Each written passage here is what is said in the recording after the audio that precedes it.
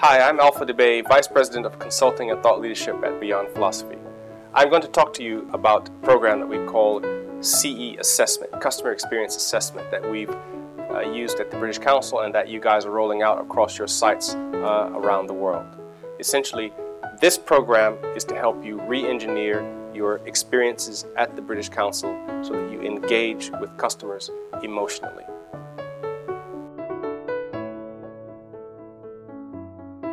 Before we get to that, it might be useful just to answer the basic question: what is customer experience? Essentially, this program, Customer Experience, is about the organization interacting with customers. So essentially, we are looking at things the British Council can do to improve its relationship with its various customers. One thing customer experience is not is about doing whatever it takes to make customers happy or to wow customers. Customer experience is a practical solution to a problem.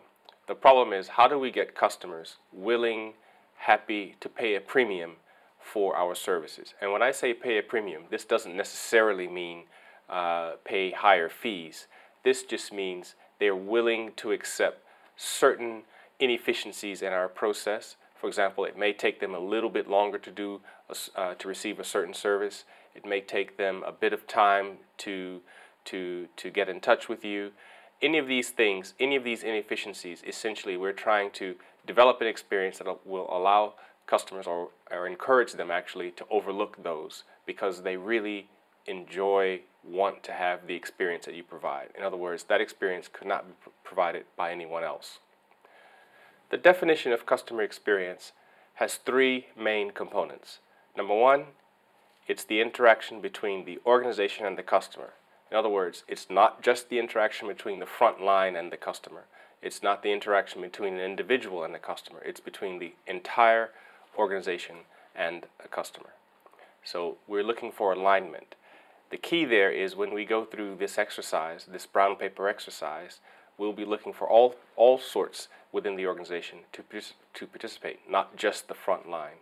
We're looking for people in the back office, from all aspects of the site to participate in the brown paper. So no matter who they are, whether they be security, finance, all those types, can participate and should participate in the brown paper.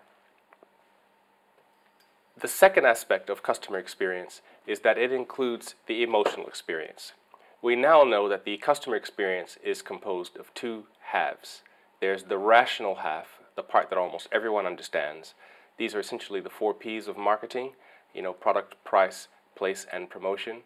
In other words, when you ask people, why did you select a service or a product, they tend to give you very rational answers. The price was right, it was convenient, their marketing was great, and so on. This is the rational side of the experience. Interestingly, when you actually observe what people's choices, oftentimes their choices don't match their rationalizations. That other side of the experience is the emotional experience.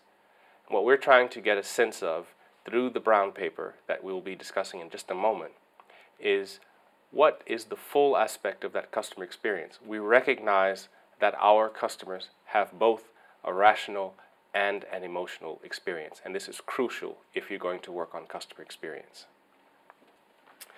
The third aspect of customer experience has to do with intuitive measurement of customer expectations. This is related to the second point where I said the customer experience has two halves, rational and emotional. Because we have this emotional experience, we have a gut feeling about the experience. This gut feeling develops because of the small signs and cues within the experience. So recognizing that customers intuitively measure the experience, that is, they gain a gut feeling about the experience, means that we can affect that gut feeling if we're paying attention to the small cues and signs in the experience that people would pick up subconsciously to form their intuitive judgments about the experience. And these intuitive judgments help customers, essentially are crucial for customers, to measure whether their expectations have been met or not. The point of all of this actually are three things. We want the customer experience to be deliberate. That is, we want the British Council to state that we know exactly what it is we're supposed to be delivering. Hopefully, that will have taken into consideration the full customer experience. We would like for the experience to be consistent. Consistency means more or less each time customers walk into whichever experience of the British Council they're dealing with, they get more or less the same thing. We know it won't be exactly the same each and every time, but we want it to be more or less the same. The third point is that we want to make sure that that experience has emotional components, that the British Council has thought of the emotional experience and that they've designed in certain aspects to address that emotional experience. So we want the experience to be deliberate, consistent, and account for the emotional experience. The main objective here is to narrow the experience and the opportunity gap. We want to narrow the gap between what customers expect and what you actually deliver. We want to narrow the gap between what the British Council intends to deliver and what you actually deliver. Where we are working in this particular program is on that middle bar, the actual customer experience. So we're going to do this exercise looking at the actual customer experience, looking at places where we can have opportunities for improvement or potentially opportunities to magnify your strong points. So we're working on that middle bar. We also have a part in this where we're investigating customers' actual experiences, and we will do that through survey and interview techniques throughout the process, which I will describe in just a few minutes. As we go through this exercise, there are several articles that you might want to read beforehand. I think these primarily are background articles, but they're important. They're important because as people interact in the process, they may have questions, and these articles will help you answer questions that people going through the process may ask. They also provide you with a great deal of background material so that you can understand what we're trying to accomplish. That will help you to be more enthused to deliver the process appropriately.